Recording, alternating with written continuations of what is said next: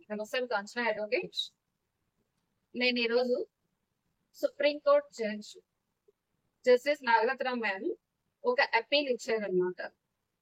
ఏంటంటే Indian husbands అందరూ కూడా ఒకవేళ వైఫ్ హోమ్ మేకర్ అయితే తను ఫైనాన్షియల్లీ డిపెండెంట్ కాబట్టి వాళ్ళకి ఫైనాన్షియల్ ఎంపవర్మెంట్ ఇవ్వండి అని ఒక అప్పీల్ చేశారు. మన ఇండియన్ సొసైటీలో చాలా మంది హస్బెండ్స్ ఏంటంటే ఒకవేళ wife dependent are home maker అయ్యేటప్పుడు తనకి పర్సనల్ ఎక్స్పెన్సెస్ ఉంటాయి అని కూడా రికగ్నైజ్ చేయరనమాట. మేము కావాల్సిన ఐటమ్స్ అన్ని కూడా ఇంట్లో అరేంజ్ చేస్తున్నాం కదా, మళ్ళీ ఇంకా ఏముంటారులే వాళ్ళకి అవసరం అనే మైండ్ సెట్ తో ఉంటారు. కొంతమంది ఏంటంటే ఈ హౌస్ హోల్డ్ ఎక్స్పెండిచర్ కి ఎంత అమౌంట్ అవుతుందో అంత అమౌంట్ వైఫ్ కి ఇస్తారు, దాన్ని ఇంట్లో హౌస్ హోల్డ్ ఐటమ్స్ అన్ని కూడా అరేంజ్ చేయమని చెప్తారు. కానీ పర్టికులర్ గా నీ ఇంత అమౌంట్ నీ పర్సనల్ ఎక్స్పెన్సెస్ కి అని ఫైనాన్షియల్ సోర్స్ ఏమి కూడా ఇవ్వరు అనమాట. సుప్రీంకోర్టు ఏం చెప్తుంది అంటే ప్రతి హ్యూమన్ బీయింగ్ కి కూడా పర్సనల్ ఎక్స్పెన్సెస్ అనేవి ఉంటాయి. హస్బెండ్ కి ఎలాగో తను ఎర్నింగ్ చేస్తున్నారు కాబట్టి తనకి ఏం కావాలంటే తను కొనేసుకుంటారు. కానీ హోమ్ మేకర్ కాబట్టి తనకి ఏమి ఇండిపెండెంట్ సోర్స్ ఆఫ్ ఇన్కమ్ లేదు కాబట్టి తనకి ఏమైనా పర్సనల్ ఎక్స్పెన్సెస్ ఉంటాయి కదా. మనిషి అనే వాళ్ళకి పర్సనల్ ఎక్స్పెన్సెస్ ఉంటాయి. అవి ఎప్పుడు ఉంటాయి, ఎలా ఉంటాయి, అది పర్సన్ టు పర్సన్ డిఫరెంట్ గా ఉంటుంది పర్సనల్ ఎక్స్పెన్సెస్ అనేవి. కానీ పర్సనల్ ఎక్స్పెన్సెస్ అనేవి ప్రతి హ్యూమన్ బీయింగ్ కి కూడా ఉంటాయి కాబట్టి వాళ్ళ పర్సనల్ ఎక్స్పెన్సెస్ కి కూడా ఫైనాన్షియల్ ఎంపవర్మెంట్ ఇవ్వమని సుప్రీంకోర్టు చెప్తుంది అన్నమాట. ఇంకా ఎప్పుడైతే ఉమెన్ కి ఫైనాన్షియల్ ఎంపవర్మెంట్ ఇస్తారో తను ఎమోషనల్లీ కూడా స్ట్రాంగ్ గా ఉంటారనమాట. అంటే తను ఏమైనా చేయాలనుకున్నా, ఏమైనా చేయాలంటే గుడ్ థింగ్స్ అంటే తన ఫ్యామిలీకేనా, లేకపోతే పిల్లలు ఎవరైనా వస్తారు, లేకపోతే రిలేటివ్స్ గెస్ట్స్ ఎవరైనా వచ్చేటప్పుడు ఇంట్లో ఏమైనా లేవు అనుకోండి, అలాంటి సిచ్యువేషన్ లో ఏం చేస్తారు, తన దగ్గర ఏమైనా అమౌంట్ ఉంటే మేనేజ్ చేస్తారు. ఏమైనా సడన్ మెడికల్ నెసెసిటీ వచ్చినా సరే తన దగ్గర పర్సనల్ ఎక్స్పెన్సెస్ కి మనీ ఉందంటే దాన్ని యూటిలైజ్ చేయొచ్చు, ఇమీడియట్ డెసిషన్ మేకింగ్ తీసుకుంటారు. అందుకే ఫైనాన్షియల్ సెక్యూరిటీ ఉన్నట్లయితే ఎమోషనల్లీ స్ట్రాంగ్ గా ఉంటారు అనమాట. ఇంకా సొసైటీలో హోమ్ మేకర్ వాళ్ళ పిల్లలకి, హస్బెండ్ కి, ఇంకా వాళ్ళ ఇన్లాస్ కి చాలా కేర్ తీసుకుంటారు. విత్ లవ్ అండ్ ఎఫెక్షన్ తో వాళ్ళకి కావాల్సిన సర్వీసెస్ అన్ని కూడా ప్రొవైడ్ చేస్తారు. కానీ వాళ్ళ నుండి రిటర్న్ ఏమి ఎక్స్పెక్ట్ చేయరు. కానీ ఒకటే ఎక్స్పెక్ట్ చేస్తారు అనమాట, కొంత కంఫర్ట్ అండ్ రెస్పెక్ట్. కొంత కంఫర్ట్ ఉండాలి, కొంత రెస్పెక్ట్ ఉండాలి. అంటే తన్ని ఒక హ్యూమన్ బీయింగ్ గా ట్రీట్ చేయాలి, తనకు ఒక సెల్ఫ్ రెస్పెక్ట్ అనేది ఇవ్వాలి అని అది ఒకటే ఎక్స్పెక్ట్ చేస్తారు అనమాట. ఎంతైనా సర్వీస్ చేస్తారు కానీ తన్ని రికగ్నైజ్ చేయాలి, రెస్పెక్ట్ ఇవ్వాలి, ఇంకా కాస్త కంఫర్టబుల్ గా ఉండాలన్నమాట. అంటే ఇంట్లో ఉండేటప్పుడు ఇన్సెక్యూర్ గా ఫీల్ అయ్యి అన్కంఫర్టబుల్ గా అలాంటి కండిషన్ ఏమీ ఉండకుండా కంఫర్ట్ గా ఫీల్ అవ్వాలి. తనకి కాస్త సెల్ఫ్ రెస్పెక్ట్ అనేది ఉండాలన్నమాట. అలాంటి కంఫర్ట్ అండ్ సెల్ఫ్ రెస్పెక్ట్ వాళ్ళ హస్బెండ్ నుండి, వాళ్ళ హస్బెండ్ ఫ్యామిలీస్ నుండి ఎక్స్పెక్ట్ చేస్తారనమాట. ఎప్పుడైతే ఇలాంటి కంఫర్ట్ అండ్ సెల్ఫ్ రెస్పెక్ట్ వస్తుందో తను అప్పుడు ఎమోషనల్లీ సెక్యూర్ గా ఫీల్ అవుతుంది అనమాట. ఎప్పుడైతే అన్కంఫర్టబుల్ గా, డిస్రెస్పెక్ట్ఫుల్ గా, సెల్ఫ్ రెస్పెక్ట్ లేనట్టయితే ఎమోషనల్లీ ఇన్సెక్యూర్ ఫీల్ అవుతాడు. కాబట్టి ఉమెన్ కి మనం కంఫర్ట్ ప్రొవైడ్ చేయాలి, సెన్స్ ఆఫ్ కంఫర్ట్ ఇవ్వాలి, ఇంకా సెల్ఫ్ రెస్పెక్ట్ ఇవ్వాలి. అప్పుడే తను ఎమోషనల్లీ సెక్యూర్ గా ఫీల్ అవుతారు అనమాట. ఇంకా కొంతమంది హస్బెండ్స్ ఏం చేస్తారంటే నువ్వు హౌస్ హోల్డ్ ఐటమ్స్ తెచ్చుకోవడానికి లేదా హౌస్ హోల్డ్ ఎక్స్పెండిచర్ కి పర్టికులర్ అమౌంట్ అనేది తనకి ఇస్తారు. కానీ తన పర్సనల్ ఎక్స్పెన్సెస్ కి మాత్రం ఎటువంటి అమౌంట్ ఇవ్వదు. కానీ మన ఇండియన్ ఉమెన్ లో గుడ్ క్వాలిటీ ఏంటంటే బడ్జెట్ మేనేజ్మెంట్ అనమాట. ఈ హౌస్ హోల్డ్ ఐటమ్స్ లోన ఎక్స్పెండిచర్ తగ్గించి తన పర్సనల్ ఎక్స్పెన్సెస్ కి కొంత అమౌంట్ సేవ్ చేసుకుంటారు అనమాట. నేనైతే మా ఫ్రెండ్స్ లో చాలా మంది చూసాను ఏంటంటే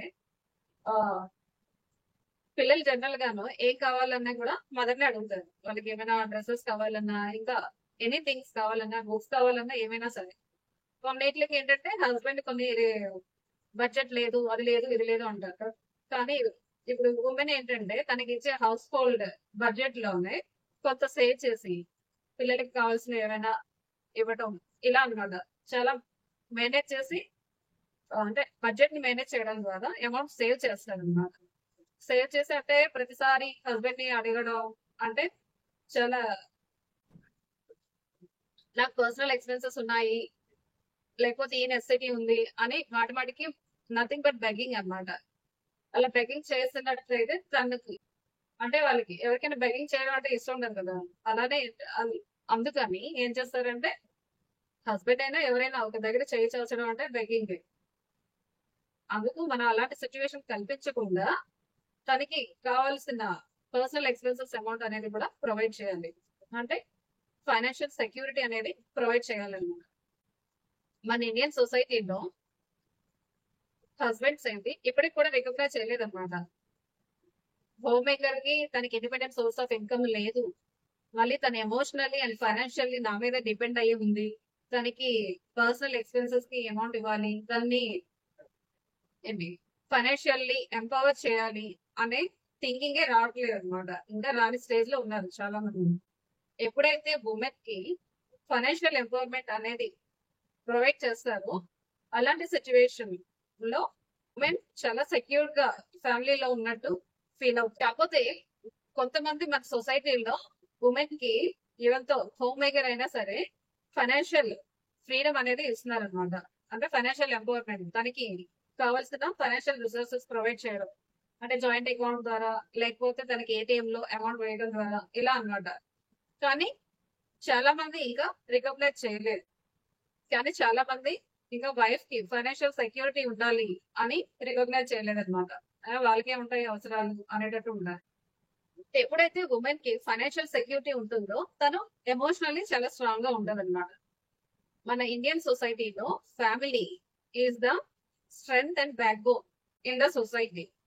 అంటే ఫ్యామిలీ స్ట్రాంగ్ గా ఉండాలంటే ఉమెన్ చాలా ఎమోషనల్లీ స్ట్రాంగ్ గా ఉండాలి. ఒక కొటేషన్ ఉంది కదా, ఒక స్త్రీ చదివినట్లయితే వాళ్ళ ఫ్యామిలీ అంతా చదువుకుంటారు. అలాగే ఒక ఉమెన్ ఎమోషనల్లీ స్ట్రాంగ్ గా ఉన్నట్లయితే వాళ్ళ ఫ్యామిలీ అంతా కూడా ఎమోషనల్లీ స్ట్రాంగ్ గా ఉండాలి. అంటే చాలా హెల్తీగా ఉంటది అనమాట.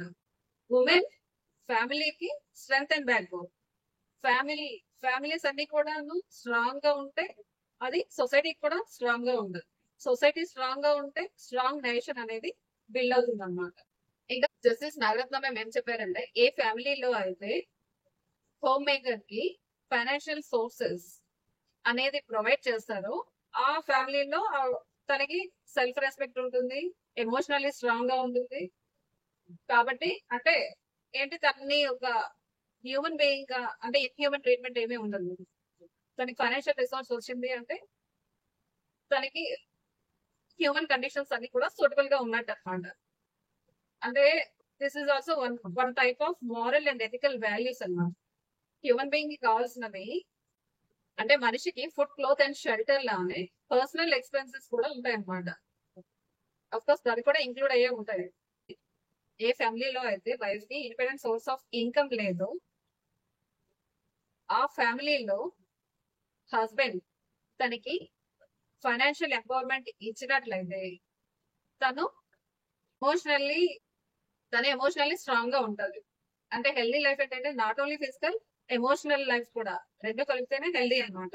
మనకి క్రూయల్టీ అంటే ఫిజికల్ క్రూయల్టీ, మెంటల్ క్రూయల్టీ ఎలానో అలానే ఎమోషనల్ గా కూడా స్ట్రాంగ్ గా ఉండాలి. ఫిజికల్ గానే కాకుండా ఎమోషనల్ గా కూడా స్ట్రాంగ్ గా ఉండాలి. అంటే ఇలాంటి ఎన్విరాన్మెంట్ లో ఏంటి మనకి నేర్చుకోవచ్చు అంటే మోరల్ వాల్యూస్ అన్నమాట. మోరల్ అండ్ ఎథికల్ అంటే మనం ఉమెన్ కి కూడా మంచిగా రికగ్నైజ్ చేస్తున్నాము, మంచి రెస్పెక్ట్ అనేది ఇస్తున్నాము, ఇంకా కంఫర్ట్ ఇస్తున్నాము, రెస్పెక్ట్ ఇస్తున్నాము. అంటే స్త్రీలను గౌరవించాలి అని ఇలా అనమాట. వన్ మోరల్ వాల్యూస్ అన్నమాట. మోరల్ అండ్ ఎథికల్ వాల్యూస్ ఇవి మనకి స్కూల్లోనే సబ్జెక్ట్ లో వెళ్ళి చదివామా వచ్చామా కాదు. ప్లస్ ఫ్యామిలీలోనే మనం మోరల్ అండ్ ఎథికల్ వాల్యూస్ అనేవి పిల్లలకి చూపించగలగాలి అన్నమాట. ఎప్పుడైతే పిల్లలు మోరల్ అండ్ ఎథికల్ వాల్యూస్ తో పెరుగుతారో వాళ్ళు ఫ్యూచర్ జనరేషన్ కి అవి క్యారీ ఫార్వర్డ్ చేస్తారు. వైఫ్ ఎమోషనల్లీ స్ట్రాంగ్ గా ఉంటే ఫ్యామిలీ స్ట్రాంగ్ గా ఉంటుంది, ఫ్యామిలీ స్ట్రాంగ్ గా ఉంటే సొసైటీ స్ట్రాంగ్ గా ఉంటుంది, సొసైటీ స్ట్రాంగ్ గా ఉంటే ఇండియన్ నేషన్ కూడా స్ట్రాంగ్ గా ఉంటుంది. కాబట్టి మన నేషన్ స్ట్రాంగ్ గా ఉండాలి అంటే ఉమెన్, కాబట్టి ఉమెన్ కి మనం రెస్పెక్ట్ ఇవ్వాలి, ఇంకా ఫైనాన్షియల్ ఎంపవర్మెంట్ కూడా ఇవ్వాలి. Thank you.